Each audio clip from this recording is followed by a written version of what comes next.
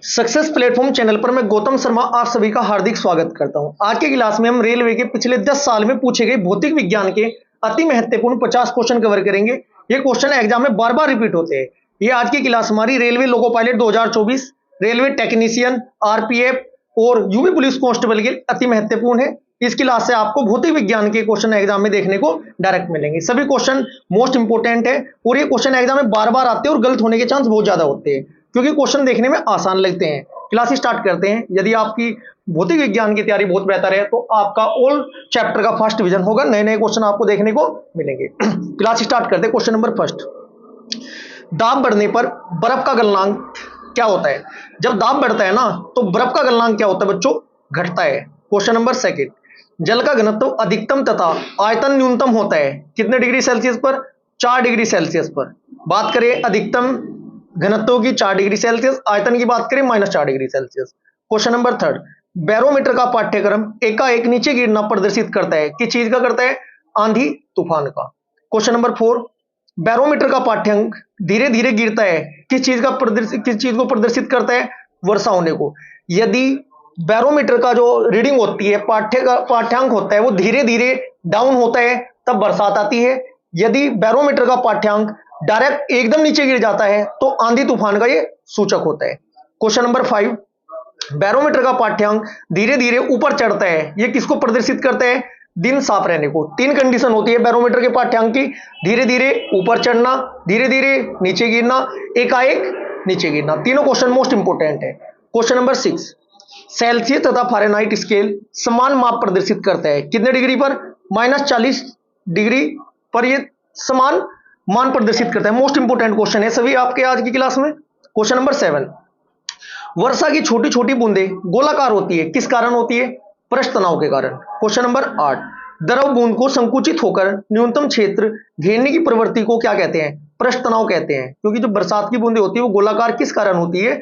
ये आपकी पृष्ठ तनाव के कारण होती है। क्वेश्चन नंबर 9, सेकंड लोलक का आवर्तकाल होता है कितना होता है? 2 सेकंड। क्वेश्चन नंबर 10, आवर्ती और आवर्तकाल के गुणनफल का मान होता है क्या होता है? सदैव 1 होता है। क्वेश्चन नंबर 11, ध्वनि की चाल अधिकतम तथा न्यूनतम होती है। बात करें ध्वनि की चाल अधिकतम क्या में होती है? ठोस में होती है। न्यूनतम होती है गैसों में होती है। क्वेश्चन नंबर 12, ध्वनि तथा प्रकाश की तरंगे होती है। डायरेक्ट एक क्वेश्चन बनता है यहाँ पे, ट्रिक के साथ मैं आपको कवर कराऊंगा ये क्वेश्चन। ध्वनि जो ध्वनि होती है, ध्वनि कैसी तरंगे होती है? अनुदैर्घ्य तरंगे। जबकि प्रकाश कैसी तरंगे हैं? अनुप्रस्थ तरंगे। याद कैसे करोगे? ध्वनि वाले में ध है और प्रकाश वाले में प्र है। ऐसे ट्रिक से याद कर सकते हो क्योंकि बच्चों जब एग्जाम में क्वेश्चन आता है तो वहां पर ये डाउट होता है ध्वनि तरंगे अनुदैर्घ्य तरंगे होती है अनुप्रस्थ होती है। जब बात आएगी ध की, ध्वनि में ध होता है तो अनुदैर्घ्य टिक करना है आपको, प्रकाश में पर होता है तो अनुप्रस्थ टिक करना है आपको। ठीक है जी। नेक्स्ट क्वेश्चन, क्वेश्चन नंबर 13, ध्वनि का मात्रक होता है क्या होता है? डेसिबल। क्वेश्चन नंबर 14, ध्वनि की चाल होती है 760 मील प्रति घंटा या 332 मीटर पर सेकेंड। क्वेश्चन नंबर 15, किसी पदार्थ के एकांक द्रव्यमान का ताप 1 डिग्री सेल्सियस बढ़ाने के लिए आवश्यक उष्मा की मात्रा को क्या कहते हैं? इसको बोलते हैं विशिष्ट उष्मा। क्वेश्चन नंबर 16 मोस्ट इंपोर्टेंट है, मानव शरीर का सामान्य ताप होता है कितना होता है? 37 डिग्री सेल्सियस या फ़ारेनहाइट में कितना होता है? 98 डिग्री 6 डिग्री फ़ारेनहाइट या केल्विन में कितना होता है? 310 केल्विन। तीनों डिजिट आपको याद रखनी है। सेल्सियस में पूछा जा सकता है, फ़ारेनहाइट में पूछा जा सकता है और केल्विन में भी क्वेश्चन एग्जाम में पूछा जाता है। नेक्स्ट क्वेश्चन, क्वेश्चन नंबर 17, 2 समांतर दर्पण के बीच रखे वस्तु का प्रतिबिंब बनता है अनंत पर बनता है। क्वेश्चन नंबर 18, कैंडिला मात्रक है किस चीज का है? कैंडिला मात्रक ज्योति तीव्रता का। क्वेश्चन नंबर 19, प्रकाश का रंग निश्चित किया जाता है तरंग दैर्घ्य द्वारा। जल्द ही मैं आपके लिए जो आपका विज्ञान की है topic wise most important previous year MCQ type में आपको के लिए क्लास प्रोवाइड कराने वाला हूं। वो क्लास हमारी एक्स्ट्रा फैक्टर डिटेल के साथ होगी। और यदि आपकी जीके जीएस की तैयारी बेहतर है तो एक बार जाकर जो हमारी टॉप 50 मोस्ट इंपोर्टेंट क्वेश्चन की सीरीज चल रही है उसे जाकर जरूर देखिएगा।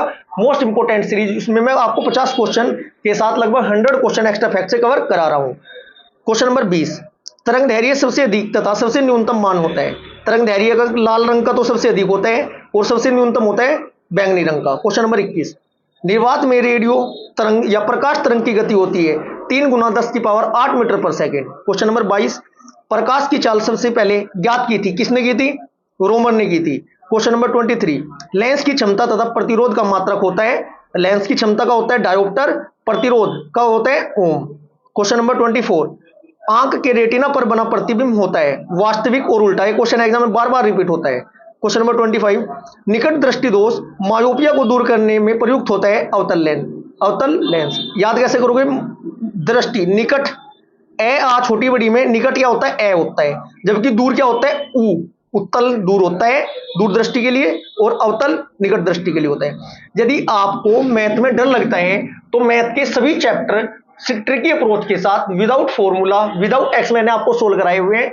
यदि आप मैथ के चैप्टर वाइज वो सीरीज कंप्लीट कर लोगे तो किसी भी एग्जाम में बैठ लेना, मैथ का कोई भी क्वेश्चन आपका गलत नहीं हो सकता है। क्वेश्चन नंबर एक बार प्लेलिस्ट में जाकर देखिएगा जरूर। क्वेश्चन नंबर 26, दृष्टि दोष हाइपरमेट्रोपिया को दूर करने के लिए प्रयुक्त होता है क्या होता है? उत्तल लेंस। देखो दूर दृष्टि दोष ऊ दूर होता है, पास क्या होता है? ए होता है। निकट दृष्टि दोष के लिए अवतल दर्पण अवतल लेंस और दूर दृष्टि दोष के लिए उत्तल लेंस। क्वेश्चन नंबर 27, सामान्य आंख के लिए सुपरिष्ठ दृष्टि की न्यूनतम दूरी होती है 25 सेंटीमीटर। क्वेश्चन नंबर 28, प्राथमिक रंग कहा जाता है, किसे कहा जाता है? लाल, हरा और नीले रंग को। क्वेश्चन नंबर 29, इलेक्ट्रॉन वोल्ट मात्रक है किसका होता है? ऊर्जा का। क्वेश्चन नंबर 30, ट्रांसफार्मर की कोड बना होता है नरम लोहे का। क्वेश्चन नंबर 31, अपवर्तनांक सबसे अधिक तथा सबसे कम होता है किसमें होता है? बैंगनी किरणों में, और सबसे कम किसमें होता है? लाल रंग में। क्वेश्चन नंबर 32, अंतरिक्ष यात्री को आकाश का रंग दिखाई देता है, कैसे देता है? काला। क्वेश्चन नंबर 33, समुद्र की गहराई तथा समुद्र दूरी मापने का मात्रक। बात करें समुद्र की गहराई फैदम में नापते हैं तथा समुद्री दूरी को कैसे में मापते हैं? नॉटिकल मील में मापते हैं। करंट अफेयर की सीरीज भी आपकी लगातार मैं आपको प्रोवाइड करा रहा हूं, लगभग 5 से 7 मिनट में टॉप 20 2023-2024 के करंट अफेयर के क्वेश्चन भी मैं आपको प्रोवाइड करा रहा हूं। लगातार आप ये सीरीज कंप्लीट करते चलना।